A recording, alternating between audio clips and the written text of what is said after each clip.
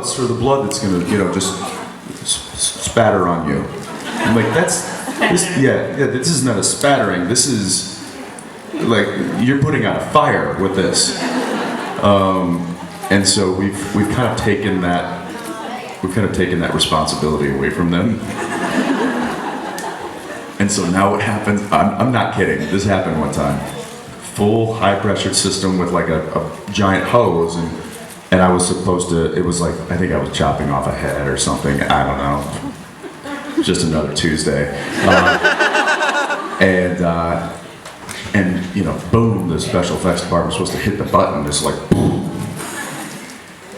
And it like almost took my eyebrows off. I mean, I looked like Carrie. It was so stupid, and I was so mad because now I'm gonna have to go and literally get in the shower, and then go back to regular hair, makeup, and go through and get a full change of wardrobe. I was so angry. So now what we do, I'm not kidding, now Sabrina, our makeup artist, she dips like a small paintbrush into, and then just like flicks the bristles, and it's perfect. And we didn't need a $100,000 high pressured system to, destroy my face. It's just a little. I'm like, perfect.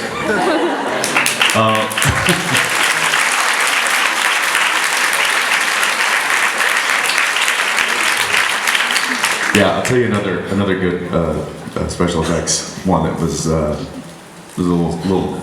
Again, these guys get a little excited when they get to like blow shit up. I was having to burn bones, and I was in a crypt, very small one, and took the lid off and salted it.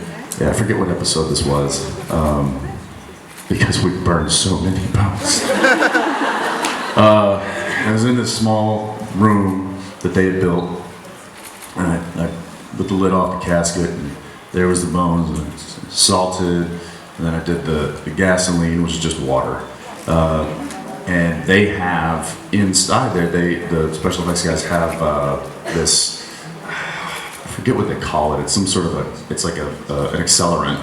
They have an accelerant, and they have like a little pilot, which is like something that they just light and keep it in there. And then they also were actually spraying lighter fluid in there. So, and I see them, and they just keep like loading it up with more fluid and more gas. And I'm like, all right, hey, they're the professionals. I don't know why I shouldn't trust them.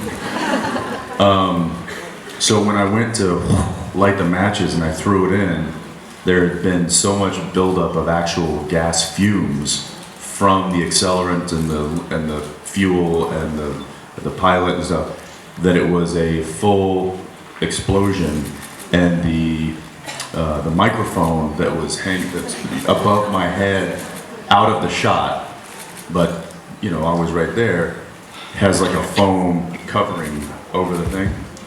My head was here, the microphone was here. This is how bad it was. The entire bottom half of the microphone foam was singed off. So it literally went. And luckily, I just got out of there as the flames like went sky high and burned the microphone. Otherwise, I would have been like hairless. And I looked over at our special effects, and I was like, guys. And they're like, oh, that was maybe a little too much.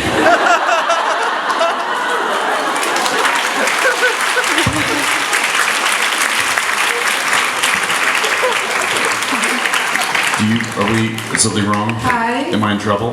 Hi, I'm Natasha from Moldavia, and I have a very special request for you. I don't like where this is going. Because I know that you're very talented in dancing, so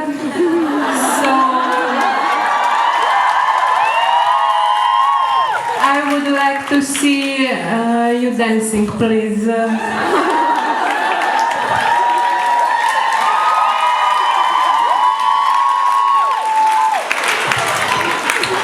Is there a smoke machine now? Yes. So, oh, I can't, oh, he's not gonna sing? Wow. Joke's on him.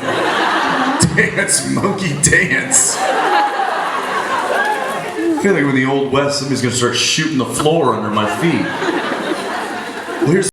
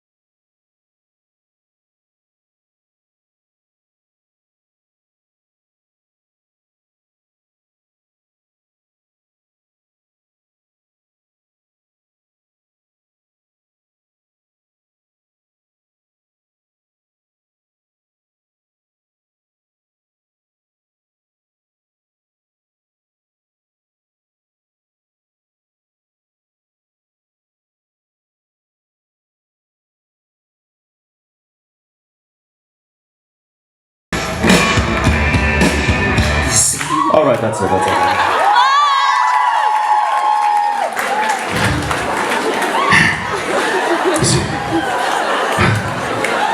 Sir.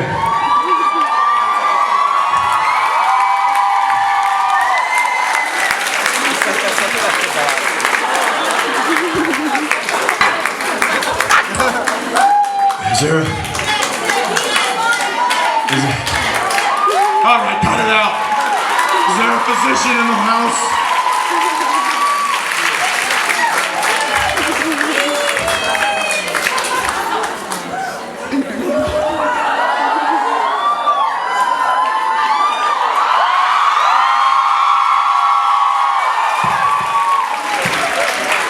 Is this all he has? Is the shield?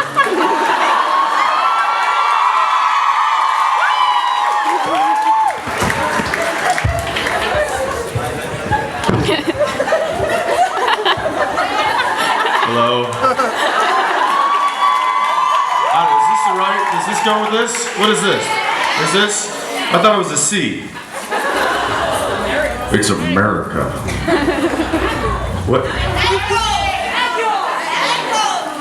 What?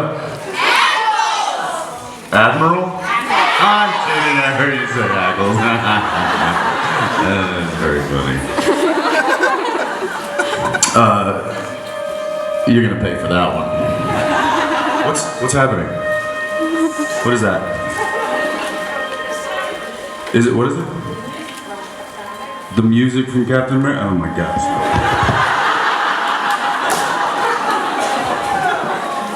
And that was with my left hand.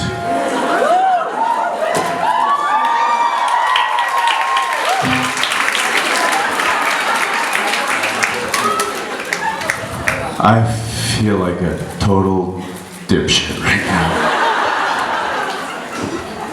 And you look like one too, thank you. That's...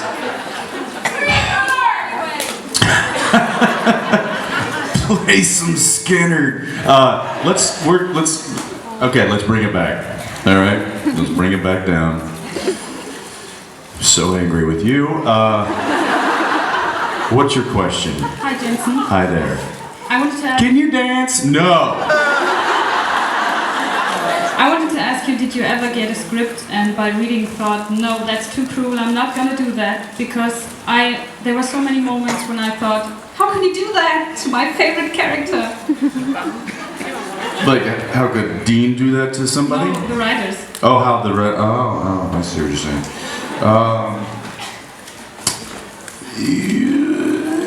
Yeah, I mean, there's a lot of times there's things I read that I'm like, oh wow, okay, that's we're going there. And then if I have a big problem with it, I will call and say, do we have to?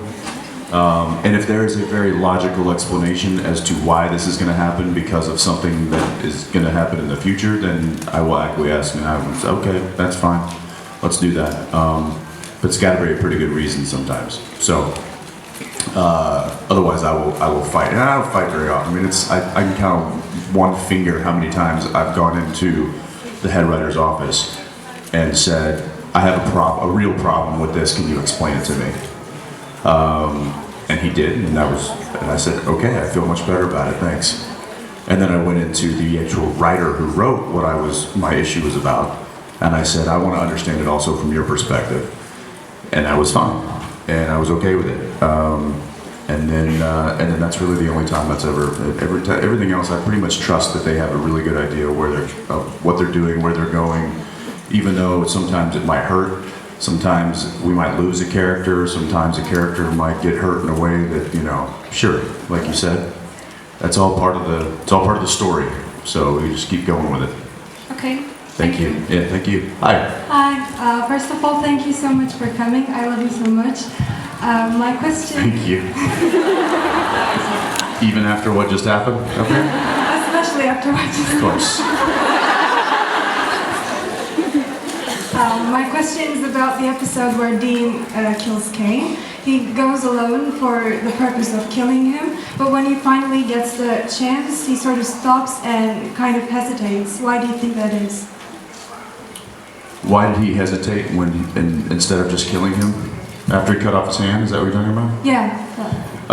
Because Dean at that point wanted to know if Kane was capable of stopping what he was doing, because Dean wanted to know that it was possible, which would give him hope that he could stop feeling what he was feeling. And because Kane said, I will never stop, that was basically Dean realizing that he's not going to be able to fix this inside him, and now he's worried that he will never be able to stop. And that was that moment of, please tell me that you can stop this. It's basically like, please tell me you can turn this off. Because if you can turn it off, that means I can turn it off.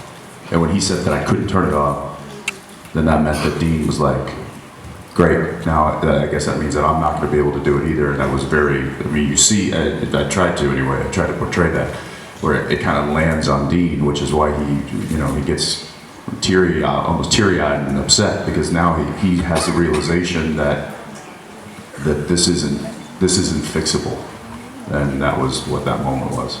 Okay, thank you so much. I'll do a better job of acting next time. I'm just kidding. I'm just kidding. Thank you very much. Hi. Hi Jensen, I was wondering what was your funniest prank that you pulled on Misha in the last season?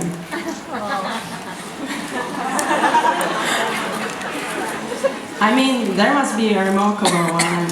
I think there's kind of a recurring one that I don't use it often, but I use it when it's needed.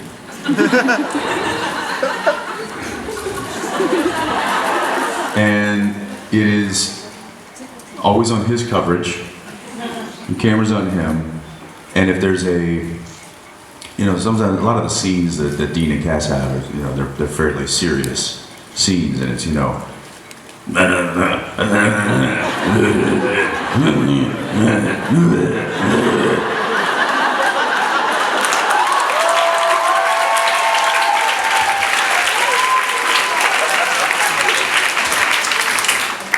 then we both have to go get like some sort of throat coating tea to fix what the damage we've just done to our vocal cords. But sometimes in those moments when they're really serious and it's on Misha, the camera's on Misha's face, sometimes I just like to, can you zoom in? Can you zoom in on the camera there? Yeah, there. So sometimes I just like to go like this.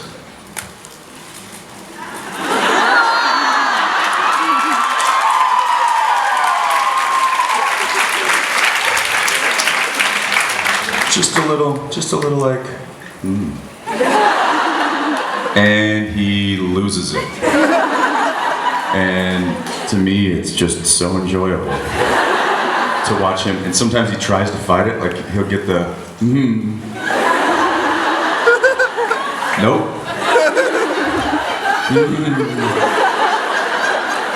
Not this time, Jensen. Okay, you got me. You can't hold it together, and I love it. It's so something. Jared is like these big, like he'll be like kicking him in the shin while he's doing his coverage, and I'm a little bit more subtle than that. Works like a charm. So you can ask him about that. Thank you so much. Thank you. Hi. Oh, is that it? Hi. Oh, I got it. Okay, one last question, really quick. I'll answer it really quickly. If Demon Dean, the one from the beginning of the season 10, was to meet Soulless Sam from season 6, how would you think it would turn out? Would they fight? Would they get along? Soulless Sam was still a human without a soul. Demon Dean is a demon. And in the history of Supernatural has a little more power than a human. Granted, Sam and Dean know ways to kill demons, and that's fine. But if it's just a mano a mano, then I would have to go with Demon Dean. Okay. Unless he gets whipped with the hair in the face, and then all bets are off. Guys, thank you very much. I apologize for the dancing. Not my fault.